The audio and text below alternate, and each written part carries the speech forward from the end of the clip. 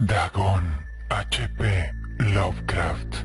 Escribo esto bajo una fuerte tensión mental, ya que cuando llegue la noche habré dejado de existir, sin dinero y agotada mi provisión de droga, que es lo único que me hace tolerable la vida. No puedo seguir soportando más esta tortura.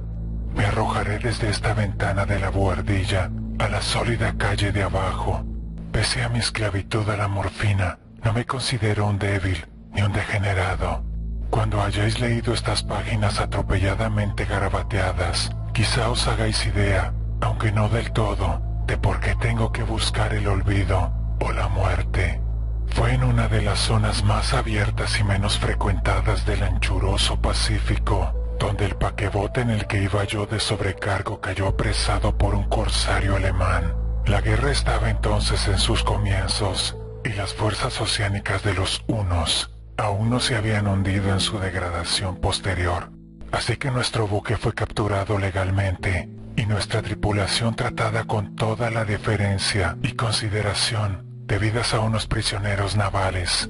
En efecto, tan liberal era la disciplina de nuestros opresores, que 5 días más tarde conseguí escaparme en un pequeño bote, con agua y provisiones para bastante tiempo. Cuando al fin me encontré libre y a la deriva, tenía muy poca idea de cuál era mi situación. Navegante, poco experto, solo sabía calcular de manera muy vaga, por el sol y las estrellas, que estaba algo al sur del Ecuador. No sabía en absoluto qué longitud, y no se divisaba isla, ni costa alguna. El tiempo se mantenía bueno, y durante incontables días navegué sin rumbo, bajo un sol abrasador, con la esperanza de que pasara algún barco, o que me arrojaran las olas a alguna región habitable. Pero no aparecían ni barcos ni tierra, y empecé a desesperar en mi soledad.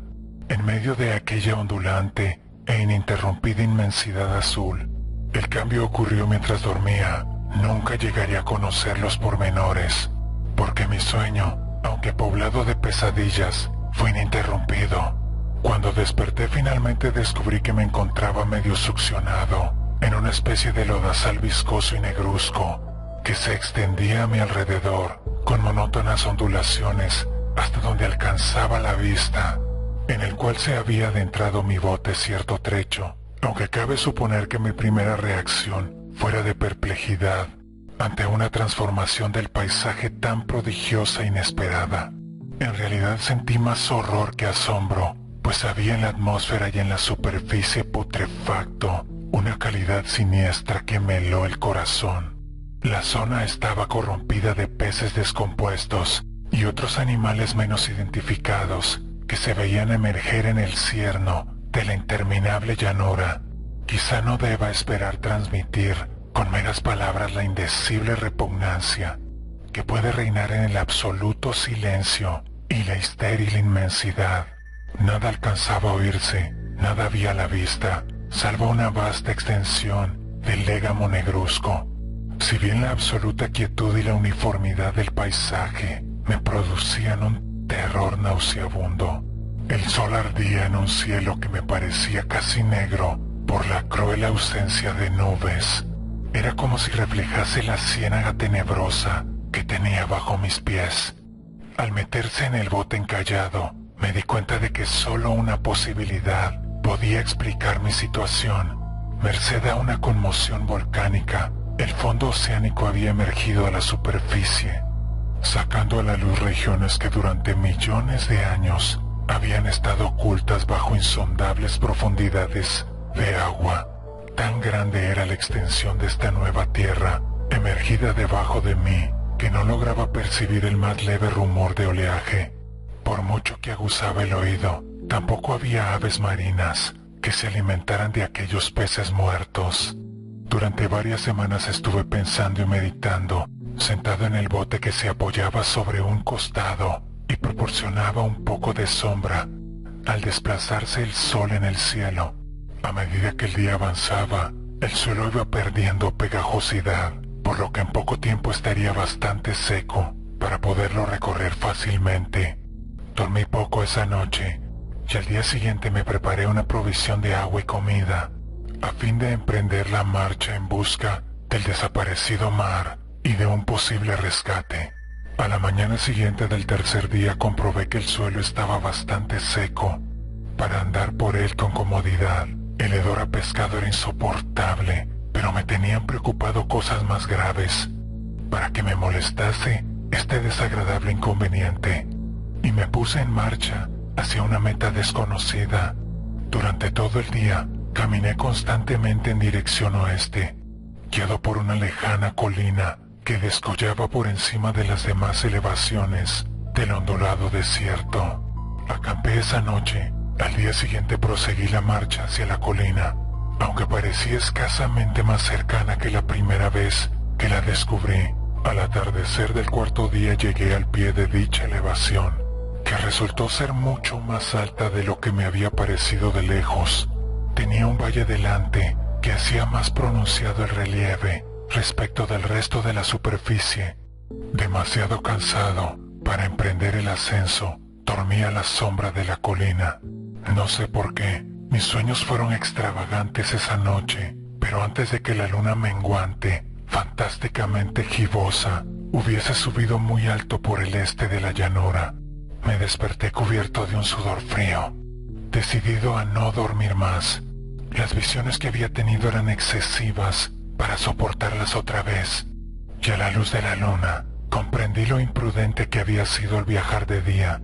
Sin el sol abrasador, la marcha me habría resultado menos acometer el ascenso que por la tarde no había sido capaz de emprender.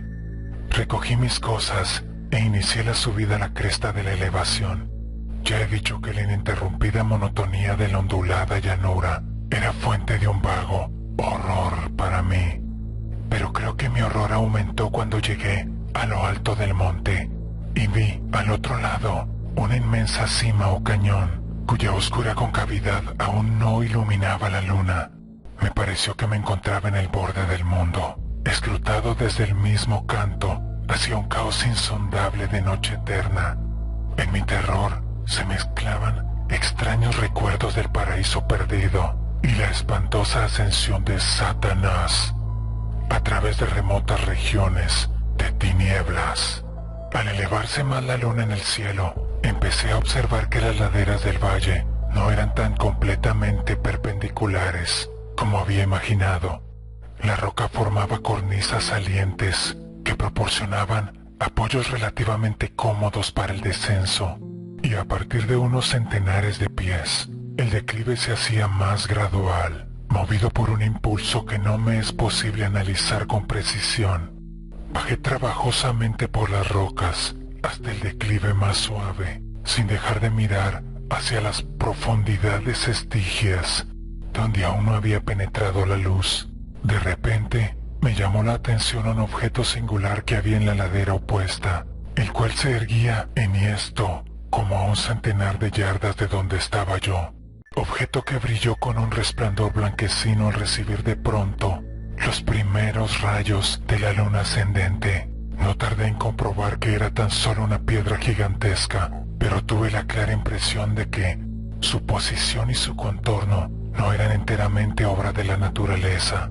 Un examen más detenido me llenó de sensaciones imposibles de expresar, pues pese a su enorme magnitud y su situación en un abismo abierto en el fondo del mar, cuando el mundo era joven, me di cuenta, sin posibilidad de duda, de que el extraño objeto era un monolito perfectamente tallado, cuya imponente masa había conocido el arte y quizá el culto de criaturas vivas y pensantes. Confuso y asustado, aunque no sin cierta emoción de científico o de arqueólogo, examiné mis alrededores con atención. La luna ahora, casi en su cenit, asomaba espectral y vívida por encima de los gigantescos peldaños que rodeaban el abismo, y reveló un ancho curso de agua que discurría por el fondo, formando meandros, perdiéndose en ambas direcciones, y casi lamiéndome los pies donde me había detenido. Al otro lado del abismo, las pequeñas olas bañaban la base del ciclópeo monolito, en cuya superficie podía distinguir ahora inscripciones y toscos relieves. La escritura pertenecía a un sistema de jeroglíficos desconocido para mí, distinto de cuantos yo había visto en los libros. y consciente en su mayor parte de símbolos acuáticos esquematizados, tales como peces, anguilas, pulpos, crustáceos, moluscos, ballenas y demás. Algunos de los caracteres representaban evidentemente seres marinos desconocidos para el mundo moderno, pero cuyos cuerpos en descomposición había visto yo en la llanura surgida del océano. Sin embargo, fueron los relieves los que más me fascinaron, claramente visibles al otro lado del curso de agua. A causa de sus enormes proporciones, había una serie de bajorrelieves, cuyos temas habrían despertado la envidia de un doré. Creo que estos seres pretendían representar hombres, al menos cierta clase de hombres, aunque aparecían retozando como peces en las aguas de alguna gruta marina, o rindiendo homenaje a algún monumento monolítico bajo el agua también. No me atrevo a descubrir con detalle sus rostros y sus cuerpos, ya que el mero recuerdo me produce vaídos más grotescos de lo que podría concebir la imaginación de un Poe o de un Bulwer. Eran detestablemente humanos en general, a pesar de sus manos y pies palmeados, sus labios espantosamente anchos y flácidos, sus ojos abultados y vidriosos y demás rasgos de recuerdo menos agradable. Curiosamente, parecían cincelados sin la debida proporción, con los escenarios que servían de fondo, ya que uno de los seres estaba en actitud de matar una ballena, de tamaño ligeramente mayor que él. Observé, como digo, sus formas grotescas y sus extrañas dimensiones, pero un momento después decidí que se trataba de dioses imaginarios, de alguna tribu pescadora o marinera, de una tribu cuyos últimos descendientes debieron de perecer antes de que naciese el primer antepasado del hombre de Piltdown o de Neandertal. Aterrado ante esta visión inesperada y fugaz de un pasado que rebasaba la concepción del más atrevido antropólogo, me quedé pensativo mientras la luna bañaba con misterioso resplandor el silencioso canal que tenía ante mí. Entonces de repente lo vi, tras una leve agitación que delataba su ascensión a la superficie. El ser surgió a la vista sobre las aguas oscuras, inmenso, repugnante. Aquella especie de polífemo saltó hacia el monolito como un monstruo formidable y pesadillesco, y lo rodeó con sus brazos enormes y escamosos, al tiempo que inclinaba la cabeza y profería ciertos gritos acompasados. Creo que enloquecí entonces. No recuerdo muy bien los detalles de mi frenética subida por la ladera y del acantilado, ni de mi delirante regreso al bote varado. Creo que canté mucho y que reí insensatamente cuando no podía cantar. Tengo el vago recuerdo de una tormenta poco después de llegar al bote. En todo caso, sé que oí el estampido de los truenos y demás ruidos que la naturaleza profiere en sus momentos de mayor irritación. Cuando salí de las sombras, estaba en un hospital de San Francisco. Me había llevado allí el capitán del barco americano, que había recogido mi bote en medio del océano. Hablé de muchas cosas en mis delirios, pero averigüé que nadie había hecho caso de las palabras. Los que me habían rescatado no sabían nada sobre la aparición de una zona de fondo oceánico en medio del Pacífico, y no juzgué necesario insistir en algo que sabía que no iban a creer. Un día fui a ver a un famoso etnólogo y le advertí haciéndole extrañas preguntas sobre la antigua leyenda filistea en torno a Dagón, el dios pez, pero enseguida me di cuenta de que era un hombre irremediablemente convencional y dejé de preguntar. Es de noche, especialmente cuando la luna se vuelve gibosa y menguante, cuando veo a ese ser. He intentado olvidarlo con la morfina, pero la droga solo me proporciona una sensación transitoria y me ha atrapado en sus garras, convirtiéndome irremisiblemente en su esclavo. Así que voy a poner fin a todo esto, ahora que he contado lo ocurrido para información o diversión desdeñosa de mis semejantes. Muchas veces me pregunto si no será una fantasmagoría, un producto de la fiebre que sufrí en el bote a causa de la insolación. Cuando escapé del barco de guerra alemán, me lo pregunto muchas veces, pero siempre se me aparece en respuesta una visión monstruosamente vívida No puedo pensar en las profundidades del mar sin estremecerme ante las espantosas entidades que quizá en este instante se arrastran y se agitan en su lecho fangoso, adorando a sus antiguos ídolos de piedra y esculpiendo sus propias imágenes detestables en obeliscos submarinos de mojado granito.